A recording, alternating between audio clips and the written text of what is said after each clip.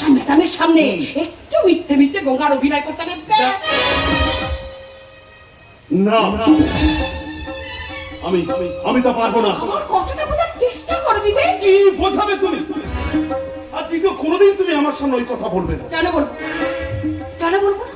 তুমি এই বাড়ির বড় ছেলে, এই সংসারের সমস্ত দায়িত্ব কর্তব্য তোমার। তাহলে আমি তোমাকে বলবো না তো কাকে বলবো? শুনে আমি কাকে বলবো? তুমি কেন বুঝতে চাইছো না? ওই এবারের বড় ছেলে হিসাবে কোনোদিন কোনো কর্তব্য থেকে আমি দূরে সরে গেছি? তুমি এমন একটা প্রস্তাব তুমি আমাকে করছো? বিবেক, বিবেক, এইরকম একটা প্রস্তাব দিয়ে আমি কি তোমার কোনো অমঙ্গলের চিন্তা করেছি বলো? অমঙ্গলের কথা নয়। আরে বাবা, পতন থেকে যে উদ্ধার করে সেই তো পত্নী। আর তুমি আমাকে পতন থেকে উদ্ধার করা তো দূরের কথা, আমাকে আমাকে তুমি পতনের দিকে ঠেলে দিতে চাইছো? না বিবেক, না। লক্ষ্মীটি, আমাকে ভুল বুঝো না। সংসারের সুখের জন্য যদি একটু মিথ্যে মিথ্যে অভিনয় করো তাহলে ক্ষতি কি? হ্যাঁ, ক্ষতি কি? আমিও তো এই সংসারের জন্য আমার জীবনের সমস্ত সব আহ্লাদ সব ত্যাগ করেছি।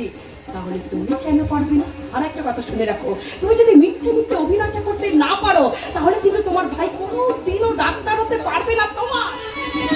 তোমার এই হাড় ভাঙা পরিশ্রম সব সবচেয়ে বিফলে যাবে বিবেক, বিফলে যাবে। তাহলে তুমি এক কাজ করো, তুমি আমাকে বিক্রি করে দাও। আমি কোনো বাধা দেব না, কোনো বাধা দেব না। কিন্তু একটা মানুষ হয়ে মানুষের সঙ্গে মিথ্যা অভিনয় আমি করতে পারবো না, কিছুতেই না। কিন্তু দাদা, 6 লক্ষ টাকা না হলে যে আমার জীবনটা নষ্ট হয়ে যাবে? তুমি কি চাইছো?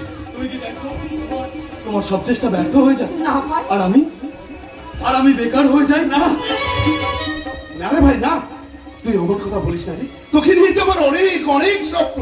তুই ডাক্তার হবি, বড় ডাক্তার। কিন্তু কি করে হবে ও বড় ডাক্তার? কোথা থেকে আসবে এত টাকা? তুমি কিছু ভেবো না করলাম, বাবার সামান্য কিছু জমি আছে, সেই জমি বিক্রি করে টাকা আমি জোগাড় করবোই করবো।